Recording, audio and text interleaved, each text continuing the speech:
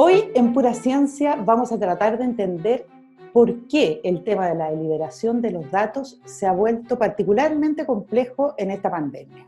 Y para ello vamos a conversar con un ingeniero experto en ciencias y procesamiento de datos, Antonio Díaz Araujo. Él es ingeniero de la Universidad de Chile, director de la empresa tecnológica de Big Data & Holster, consultor y analista. Y también estuvo 8 años en Palo Alto, Estados Unidos, donde fundó una empresa tecnológica en esta área. Hola Antonio, gracias por estar en Pura Ciencia. Gracias a ti, Andrea, por la invitación. ¿Por qué o qué podría ser la ingeniería de datos con más información de la que tienen en este momento? La ingeniería de datos con más información podría evitar un poco la fuerza bruta de lo que estamos viviendo hoy. ¿Y a qué me refiero con fuerza bruta? Yo creo que hay ejemplos hoy día de comunas de Chile que probablemente tengan poco o nada de contagio y sin embargo no hay clase y no hay colegio.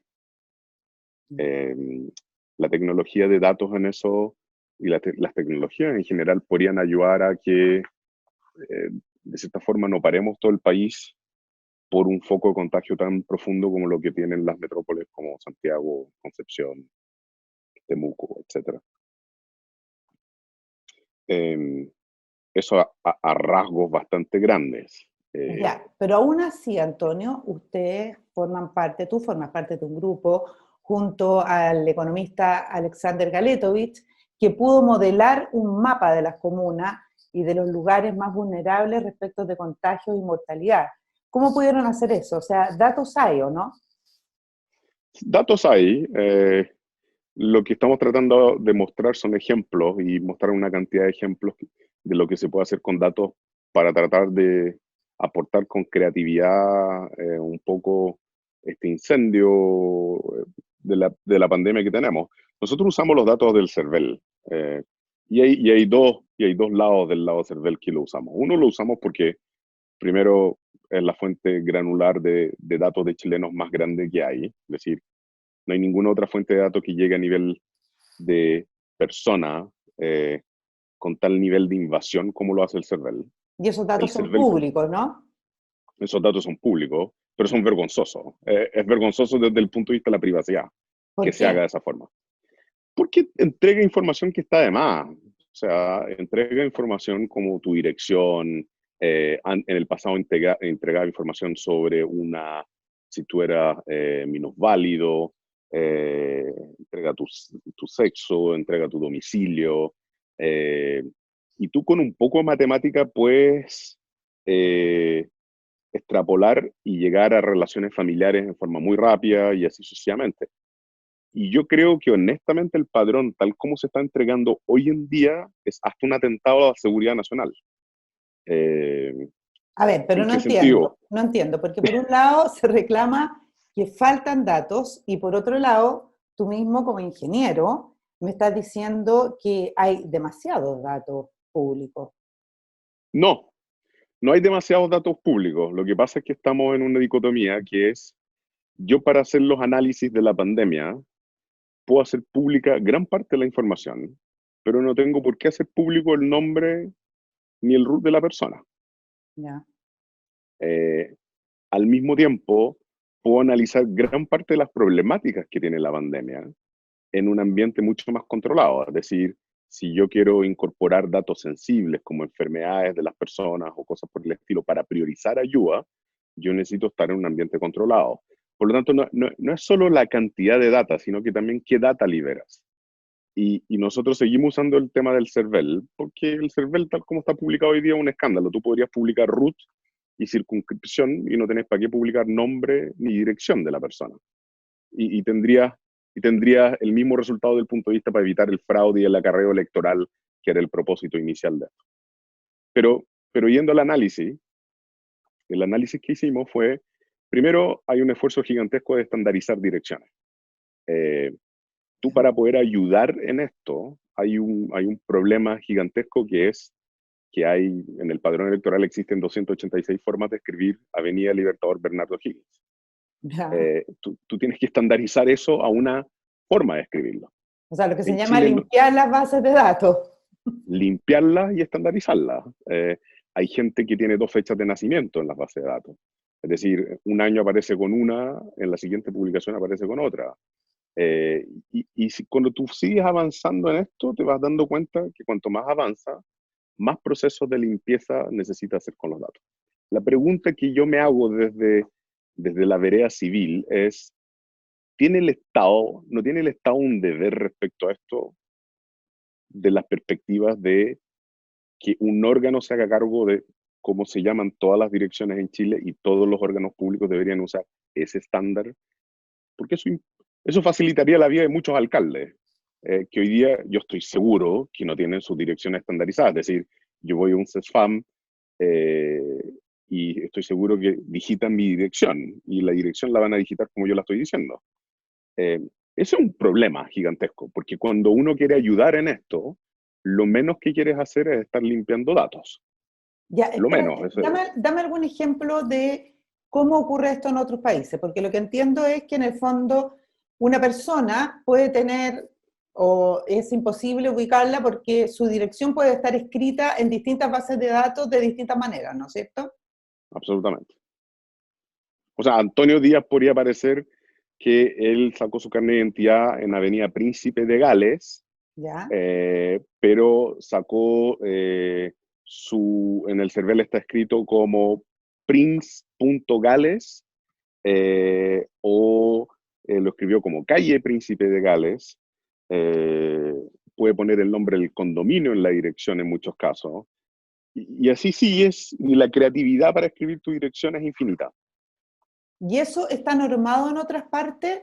¿Qué importancia tiene que Absolutamente. O esté sea, normado?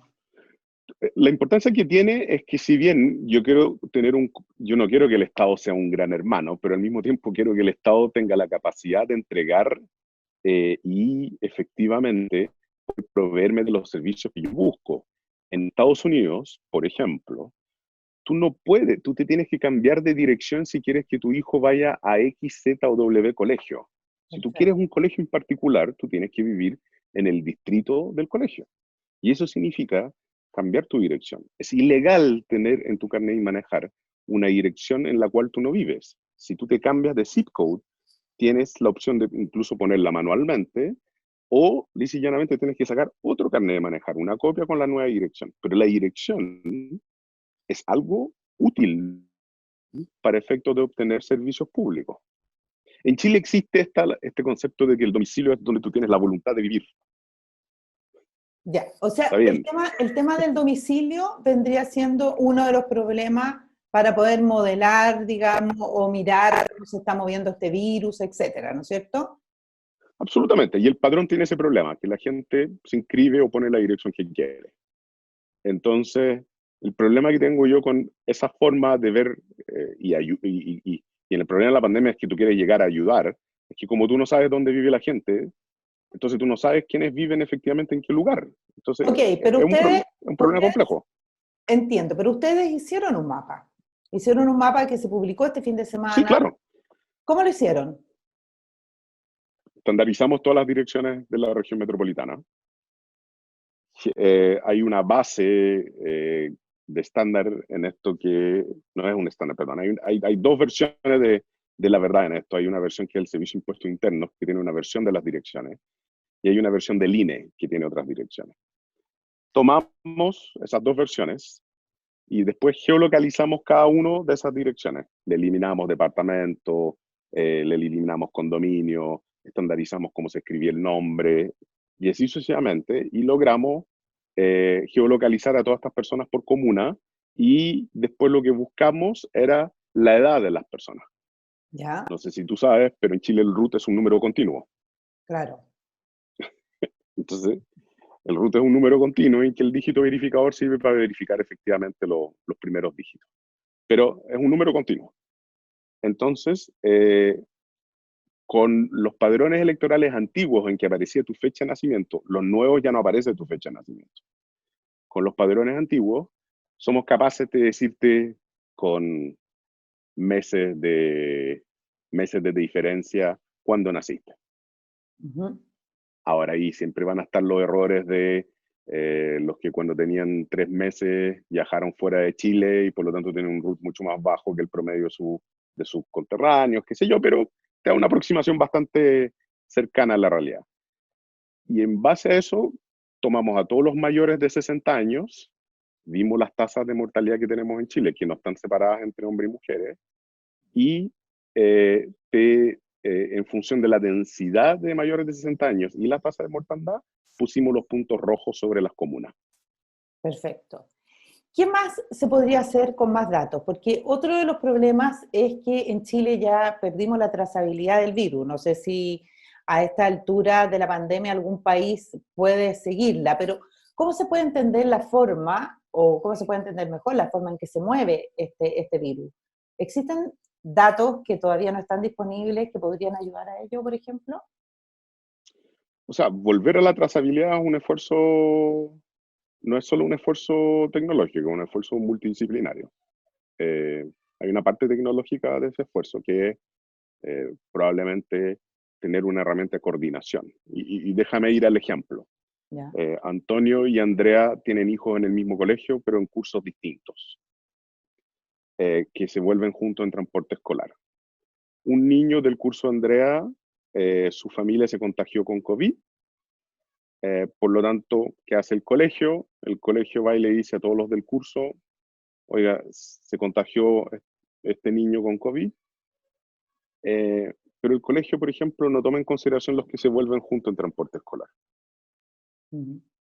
Hoy día es total voluntarismo el del colegio informar que volvieron en el mismo transporte escolar, es voluntarismo mío el informar en mi trabajo que yo puedo estar contagiado y a quienes podría haber infectado, y es voluntarismo el de mi señora informar en su trabajo y, y informar a todos los con los cuales ella tuvo contacto. Por lo tanto, una herramienta en este contexto tiene que tener un liderazgo del MinSal fuertísimo, porque él tiene la información de quiénes son los contagiados y tiene que otorgar a los distintos actores de la sociedad la capacidad de coordinarse en esto, de ayudar a la coordinación, que la investigación de con quién yo tengo contacto no tenga, no sea un esfuerzo forense, porque lo ideal lo que está ocurriendo es un esfuerzo forense. O sea, no sé si tú has visto los tweets, pero de repente hay tweets que dicen quiénes son los pasajeros que estuvieron en el asiento 14C de Claro. Santiago a Concepción. Eso es ridículo, o sea,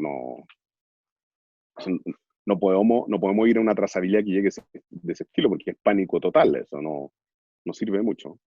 ¿Y por qué digo que es multidisciplinario? Porque también tenemos que bajarle la discriminación al COVID desde la perspectiva del pago de las licencias, no obligar a la gente a hacer las colas, que el pago sea una cosa mucho más directa y, eh, y, y, y efectiva y rápida. Ujú. Pero esto tiene que ser un esfuerzo conjunto, es decir, no va a ser solo una tecnología y no hay una tecnología que sea una panacea. Eh, Hay partes sociales de esto que hay que tomar en consideración y por sobre todo hay partes de la privacidad de las personas que con justa causa a uno no le gustaría que estos datos se usen el día de mañana para nada, o sea, ni para discriminación, ni para subirme primas de seguro o cosas por el estilo, que serían los casos más extremos. Y en eso necesitamos leyes muy duras, no solo sobre quienes lleguen a tener acceso a los datos, sino que quienes usen los datos y así sucesivamente. Pero De eso yendo al punto de cómo podemos ayudar más es con más tecnología, pero con tecnología más segura, porque vamos a necesitar más datos. En el fondo, ¿ustedes creen, los grupos de ingenieros que están trabajando, modelando, mirando estrategias para ver trazabilidad o incluso el levantamiento de cuarentena, etcétera, necesitan más datos hoy día, ¿no es cierto? Absolutamente. O sea, yo creo que es impensable creer que eh, podemos ayudar con bisturí a salir del hoyo en que estamos como país, porque esto de verdad es algo gigantesco. Yo creo que mucha gente todavía no se da cuenta de lo brutal y gigantesco que es con todo, ¿no? Partiendo por la salud, pero después, como está el personal de salud, con lo apretado que están con todas las cosas, no deja de ser impresionante el tamaño de la pandemia y que todavía no empezamos el invierno duro con las otras cosas. Pero si yo quiero, si yo quiero ayudar con datos duros en eso, yo tengo que saber perfectamente dónde viven, si han ido al sesfamante, qué otras dolencias tienen. Porque hay personas que efectivamente y no quiero plantearlo de una forma dictatorial, pero yo no quiero que salgan, porque no quiero que se contagien, porque yo sé que las tasas de mortandad en ellos son muchísimo más altas. Por lo tanto, quiero llevarle la comida, quiero llevarle todo lo que él necesite. Y para poder llevarle todo lo que él necesita, yo necesito saber más, pues no me basta con saber en qué cuadra vive, eso no, o tomar el censo. Todas las informaciones acá que son promedios, el promedio en esto de la pandemia es la peor métrica posible. Puedo Ya. tener la mitad del cuerpo en el infierno, la mitad en la Antártida y al medio estoy marcando 37 grados. Yo tengo que salirme de los promedios de esto. La pandemia son nodos de contagio. Si el día de mañana queremos volver a clase, ¿qué vamos a hacer con los abuelos que viven con niños que van al colegio? Esas son preguntas al callo, o sea, ¿y cuántos de esos casos tenemos? ¿Cuántos son abuelos mayores de 70, de 80 que viven con sus nietos que van al colegio? Y En esos eso, casos, ¿qué vamos a hacer? y eso no lo tenemos y podríamos tenerlo, esa es la pregunta. Eso, a ver, es divertido esto. Tenemos los datos, los colegios públicos. Si esta es la gracia de Chile, Chile es extremadamente ordenado. Eh, es casi imposible que tú me digas que un niño en Chile va a un colegio y el Ministerio de Educación no sabe quién es ese niño. Yo creo que tú lo encontrarías muy raro, yo lo encontraría muy raro, pero dudo que ocurra. Ujú. Si está todo ahí, está si tiene la colación, si la comió la colación, dónde vive y así sucesivamente. Pero lo que no hay acá es una coordinación. Insisto, la coordinación es esta parte que me permite a mí decir, mira, los datos de una atención en el CESFAM son sensibles, los datos de los menores que van a un colegio probablemente, y yo no soy abogado, pero probablemente son sensibles. Por lo tanto, estas distintas partes del municipio tienen que interactuar, pero esa plataforma tiene que ser común para todos los municipios, no puede Ya, ser y la un ingeniería hoy invento de día, cada municipio. y la ingeniería hoy día podría hacerlo. Eso es lo que están pidiendo ustedes en el fondo. Absolutamente.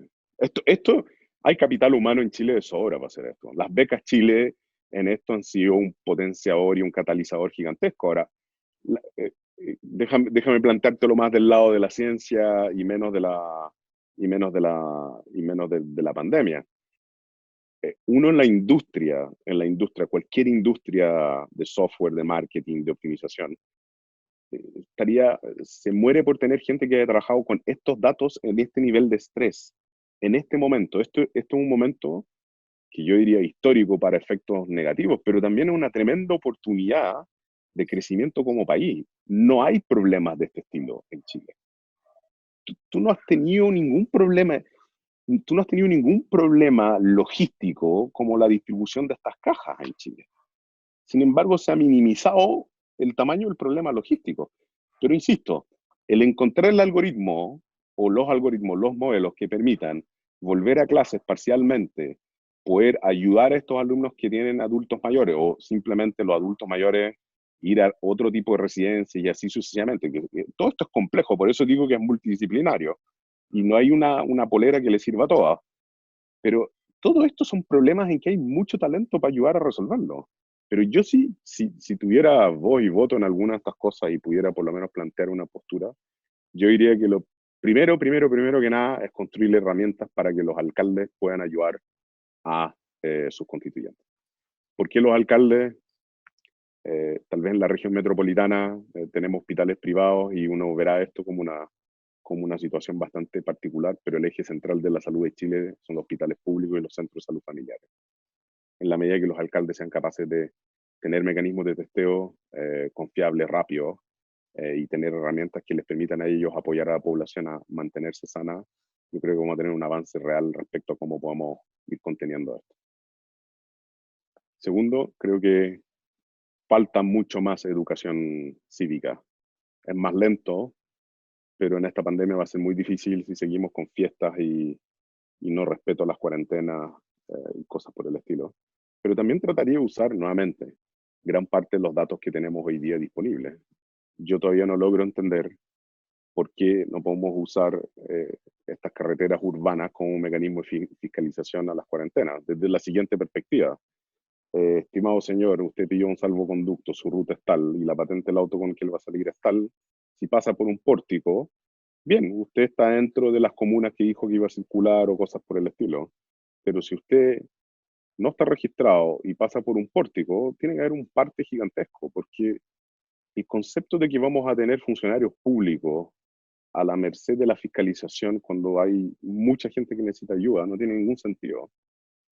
Sé que en esto me voy a meter con un montón de problemas con la gente, las privacidades y la anonimización y todo lo demás, pero la pelea que tengo con ellos siempre va del lado de lo siguiente. Si tú tienes una cuenta en Facebook, si tú tienes una cuenta en Google, si tú usas TikTok, si tú usas Instagram, tu privacidad es literalmente inexistente Claro, vis-a-vis de estas empresas.